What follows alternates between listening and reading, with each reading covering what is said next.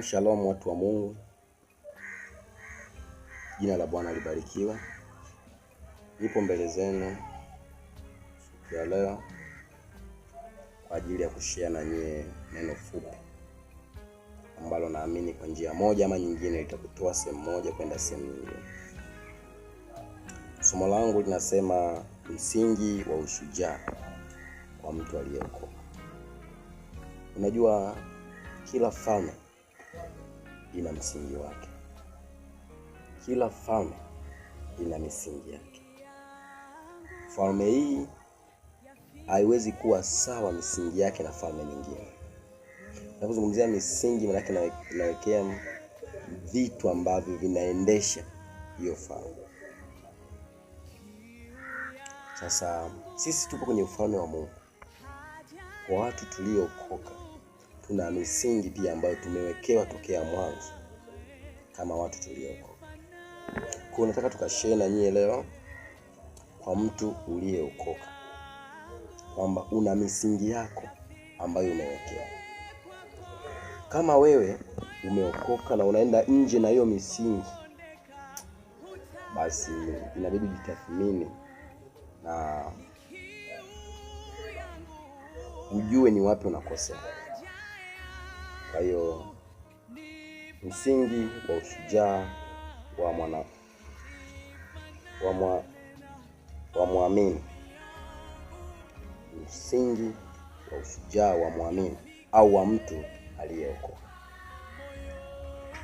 Kuna misingi miwili ambayo nitaenda kuitaja, lakini leo tutajifunza msingi mmoja, alafu mwingine tutakuja kumalizia tukipata kibali hapo mbele. Msingi wa kwanza wa mtu aliyeokoka ni neno la Kristo. Ukisoma kwenye kitabu cha Kolosai 3:16 anasema neno la Kristo na likae kwa wingi ndani yenu, katika hekima yote mkifundishana na kuonyana kwa zaburi na nyimbo na tenzi za rohoni, huku mkimwimbia Mungu kwa neema mioyoni mwenu.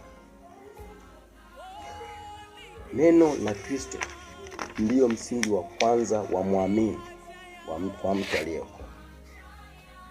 Ni vema kwa kila mtu aliyeokoka kujaa neno ndani.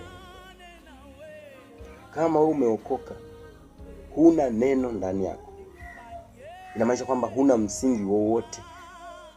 Wewe inakuwa ni rahisi kwako hata upepo kimbunga kitakapovuma kukupeperusha na kupeperushia mahali ambapo si salama kwenye maisha yako. Huwezi kuwa mtu shujaa na mpiganaji, mtu hodari kama hauna neno la Kristo ndani yako. Neno la Mungu likikaa ndani yako, kwanza utakuwa jasiri katika kuitenda kazi ya Mungu.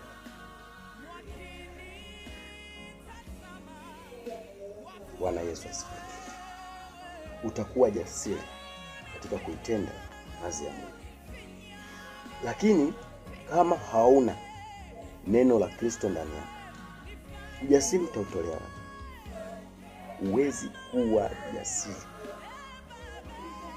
Tunasoma kwenye kile kitabu pale mwanzo, Kolosai 3:16. Naona.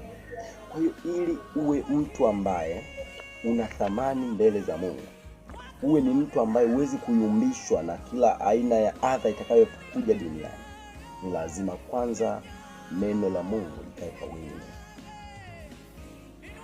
Lakini imeandikwa pia katika kitabu cha Yohana 1:1-5. Anasema hapo mwanzo kulikuwako neno, naye neno alikuwako kwa Mungu, naye neno alikuwa Mungu.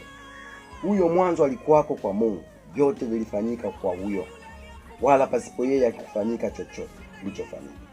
Ndani yake ndimo ulikuwamo uzima, nao ule uzima ulikuwa nuru ya watu, nayo nuru yang'aa gizani, wala giza halikuiweza. Shalom, shalom.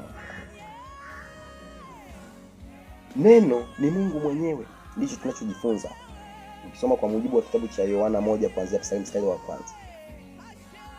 Unapozungumzia neno la Kristo likae kwa wingi ndani yako,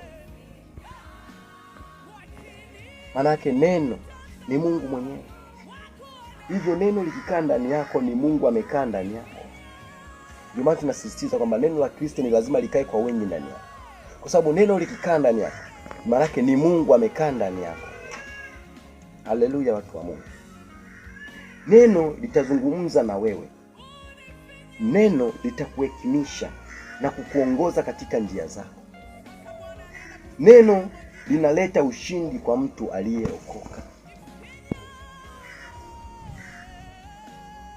Mathayo 4:4 anasema hivi, naye akajibu akasema, imeandikwa kuwa mtu hatoishi kwa mkate tu, ila kwa kila neno litokalo katika kinywa cha Mungu. Tumejifunza kwamba neno ni Mungu. Kwa hiyo kwa kila neno litokalo katika kinywa cha Mungu ndilo mtu aliyeokoka anaishi kwa hilo neno. Haleluya, watu wa Mungu. Lakini sio kulijua tu neno la Mungu na kulitendea kazi neno la Mungu. Mtu aliyelitendea kazi neno la Mungu ndiye anayekutana na miujiza ya Mungu. Wewe unapoamua kulitendea kazi neno la Mungu, wewe ndio unaanza kukutana na miujiza ya Mungu.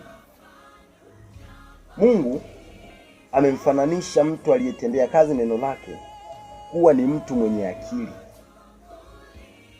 Mtu mwenye akili analitendea kazi neno la Mungu. Hawezi kuwa askari au uwezi kuwa askari kama ulitendei kazi neno la Mungu. Kwa hiyo sio kulisikia tu, lakini inabidi ulitendee kazi. Sio kuliishi tu neno la Mungu kwamba uwe msikilizaji wa neno la Mungu, msomaji wa neno la Mungu, lakini ni lazima ulitendee kazi neno la Kristo. Mfano, neno linakwambia usiibe. Manake inabidi uishi katika hilo neno. Usipoiba, wewe ndio unalitendea kazi neno la Mungu. Usizini. Manake usipozini, wewe unalitendea kazi neno la Mungu. Kwa hiyo unapolitendea kazi neno la Mungu, baraka zinaanza kuonekana kwako. Kwa hiyo kwa leo tunajifunza hiki kitu kimoja ambacho ni neno la Kristo. Tumejifunza kwamba neno la Kristo ndiyo msingi wa kwanza wa mtu aliyeokoka. Ili uwe imara katika ufalme wa Mungu, ni lazima neno la Kristo likae kwa wingi ndani yako. Next time tutajifunza njia nyingine au msingi mwingine ambao ni maombi. Mungu akubariki. God bless you. Amen.